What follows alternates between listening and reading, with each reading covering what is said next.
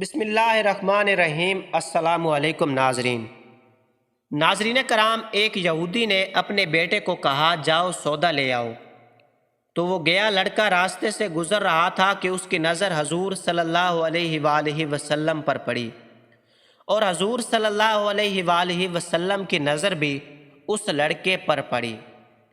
وہ وہیں بیٹھ گیا اور وہیں بیٹھا رہ گیا، اور دیر ہو گئی۔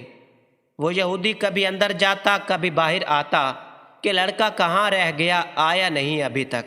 سورج غروب ہو گیا، مغرب کی نماز ہو گئی۔ شام کو گھر گیا، باپ نے پوچھا ارے نادان اتنی تاخیر کی؟ باپ بہت غصے میں کہ بڑا نادان اور پاگل ہے، میں نے کہا تھا جلدی آنا، تم اتنی دیر کر کے آئے ہو، اور تمہیں سودا لینے بھیجا تھا، تم خالی ہاتھ واپس آ گئے ہو۔ سودا کہاں ہے؟ سودا کہاں ہے؟ بیٹا بولا سودا تو میں خرید چکا ہوں۔ باپ کیا پاگل آدمی ہو تم، میں نے تجھے سودا لینے بھیجا تھا، سودا تمہارے پاس ہے نہیں، اور کہتا ہے خرید چکا ہوں۔ بیٹا کہتا ہے بابا یقین کرے سودا خرید آیا ہوں۔ باپ بولا تو دکھا کہاں ہے؟ بیٹے نے کہا کاش تیرے پاس وہ آنکھ ہوتی تو تجھے دکھاتا میرا سودا کیا ہے۔ میرے بابا میں تمہیں کیا بتاؤں میں کیا سودا خرید لایا ہوں۔ باپ نے بولا چل چھوڑ رہنے دے۔ وہ لڑکا روز نبی کریم صلی اللہ علیہ وآلہ وسلم کی خدمت میں بیٹھنے لگا۔ وہ یہودی کا اکلوتا بیٹا تھا، بہت پیارا تھا، اس لیے کچھ نہ کہا۔ کچھ دنوں بعد لڑکا بہت بیمار ہو گیا، کافی دن بیمار رہا، اتنا بیمار ہوا کہ کمزوری اتنی ہو گئی کروٹ لینا مشکل ہو چکی تھی، اور پھر قریب المرگ ہو گیا۔ یہودی بہت پریشان تھا، پھر بھاگا گیا حضور صلی اللہ علیہ وآلہ وسلم کی بارگاہ میں اور بولا میں آپ کے پاس آیا ہوں، آپ تو جانتے ہیں میں یہودی ہوں، مجھے آپ سے کوئی اتفاق نہیں، مگر میرا لڑکا آپ کے دل دے گیا ہے اور قریب المرگ ہے، آپ کو رات دن یاد کر رہا ہے۔ کیا ممکن ہے آپ اپنے اس دشمن کے گھر آ کر اپنے معشوق عاشق کو ایک نظر دیکھنا پسند کرو گے؟ کیا یہ آرزو پوری ہو جائے گی کہ وہ مرنے سے پہلے آپ صلی اللہ علیہ وآلہ وسلم کا دیدار کر لے؟ وہ کسی اور چیز کی آرزو نہیں کر رہا۔ آپ صلی اللہ علیہ وآلہ وسلم نے یہ نہیں فرمایا میں جاؤں گا یا نہیں جاؤں گا۔ آپ صلی اللہ علیہ وآلہ وسلم نے فرمایا ابو بکر اٹھو، عمر اٹھو، علی چلو چلیں، عثمان آؤ، باقی بھی جو سب ہیں چلیں، آپ کے عاشق کا دیدار ہم بھی کریں۔ اپنا دیدار اسے دیتے ہیں، آخری لمحہ ہے، آنکھیں بند کرنے سے پہلے اسے ہم کچھ دینا چاہتے ہیں، چلو چلتے ہیں۔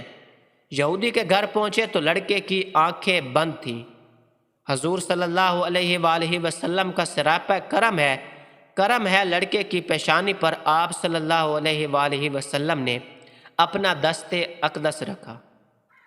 ناظرین لڑکے کی آنکھیں کھل گئیں جیسے زندگی لوٹ آئی ہو، جسم میں طاقت آ گئی، ناتونی میں جوانی آئی، آنکھیں کھولیں، رخ مصطفیٰ صلی اللہ علیہ وآلہ وسلم پر نظر پڑی، ہلکی سی چہرے پر مسکراہٹ آئی، لب کھل گئے، مسکراہٹ پھیل گئی۔ حضور صلی اللہ علیہ وآلہ وسلم نے فرمایا بس اب کلمہ پڑھ لو۔ لڑکا اپنے باپ کا منہ تکنے لگا تو وہ یہودی بولا میرا منہ کیا تکتا ہے، ابو القاسم محمد ابن عبداللہ صلی اللہ علیہ وآلہ وسلم جو کہتے ہیں کر لو۔ لڑکا بولا یا رسول اللہ صلی اللہ علیہ وآلہ وسلم میرے پاس تو کچھ بھی نہیں۔ آپ صلی اللہ علیہ وآلہ وسلم نے فرمایا بس تم کلمہ پڑھو، میں جانوں اور جنت جانے، تم میرے ہو جاؤ، جنت بھی تو میری ہے، جنت میں لے جانا یہ میرا کام ہے۔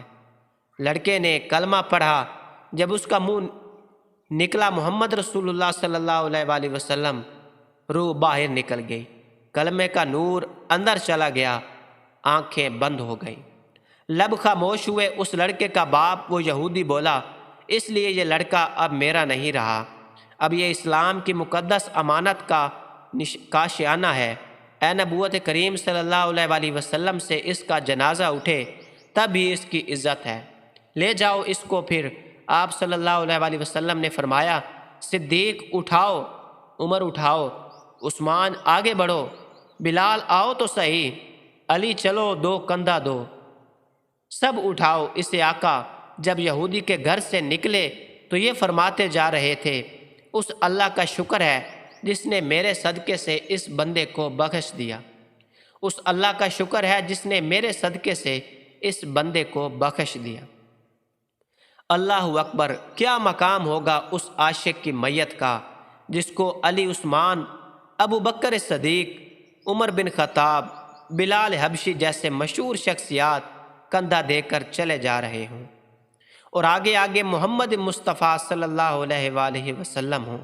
قبر تیار ہوئی، کفن پہنایا گیا، حضور پاک صلی اللہ علیہ وآلہ وسلم قبر کے اندر تشریف لے گئے۔